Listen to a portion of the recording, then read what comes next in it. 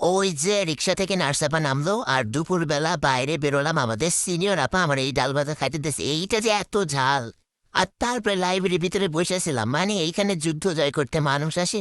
আমার তো বিরক্ত লাগতেছিল, তারপরে বেরোলাম। এখন এত বৃষ্টি হইছে, মানে এই যে আমাদের আপা ডাকতেছে এই খালি, এই খালি, কিন্তু কেউ দাঁড়াচ্ছে না। কি একটা অবস্থা, আপারে কেউ পাত্তাই দিচ্ছে না। তারপরে একটা অটোতে উঠে আমরা, মনে হচ্ছে যেন এই যে যুদ্ধের তরল, ঢাল তরল নিয়ে যাচ্ছি। আর চৌরঙ্গে এসে আবার নামছে বৃষ্টি, আর এই যে হাওয়াই মিটার দেখে আমার চোখ তো পুরোই ওইদিকে লোভ লাগতেছিল। আর নার্স আপার জন্য দাঁড়াইছিলাম কখন আসবেন। ওই যে ফাইনালি আমাদের নার্স আপা চলে আসছে, এখন রিক্সা থেকে নামতেছে।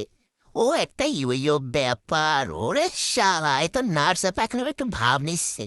আর এই যে একটা জামার পিস কিনতে গেলাম, আর যাইয়া গুলটায় উল্টাইয়া একটা নিলাম, তাও ভাল লাগতেছিল না বেশি।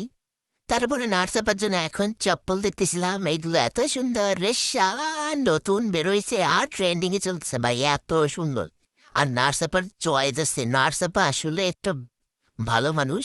আর নার্স আপার জন্য আমরা এখান থেকে একটা জুতা নিয়েছি, যাতে বৃষ্টিতে না ভিজে ছিঁড়ে পড়ে যায়। আর এই যে কি মাছ আমি জানি না ভাই, কিন্তু এই মাছটা থেকে এত দুর্গন্ধ বেরোয়। তোমরা জানলে কেউ কয়েও। আর রান্নার রেসিপি অবশ্যই বলো। আর এই যে কাঁচামরিচ কেনার জন্য, আর এই যে মানে তোমাদের চোখে ঘুষিয়ে দেওয়ার জন্য, আর এই যে আমার বন্ধুর জন্য দাঁড়ায় রয়েছে এই বলদ ক্যাবলা সেমবে আমাদের দাঁড়ায় রাখছে। বলে কি তার সাথে একটু কথা আছে কইয়া।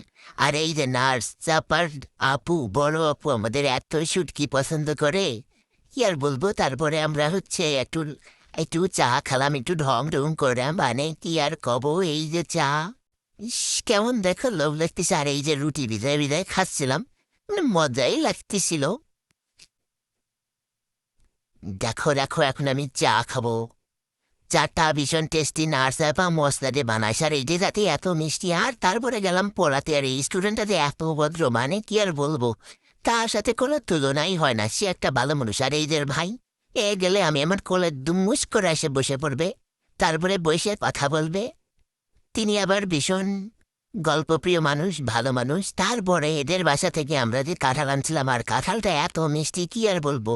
আমার দুষ্টু মহিলার কাঁঠালের থেকে এটা বেশি ভাল লাগতেছিল। আর এই যে আমার চুল আজকাল বেশ বড় হয়ে গেছে, তাই ভাবতেছি একটু কাঁঠাল লাগবে।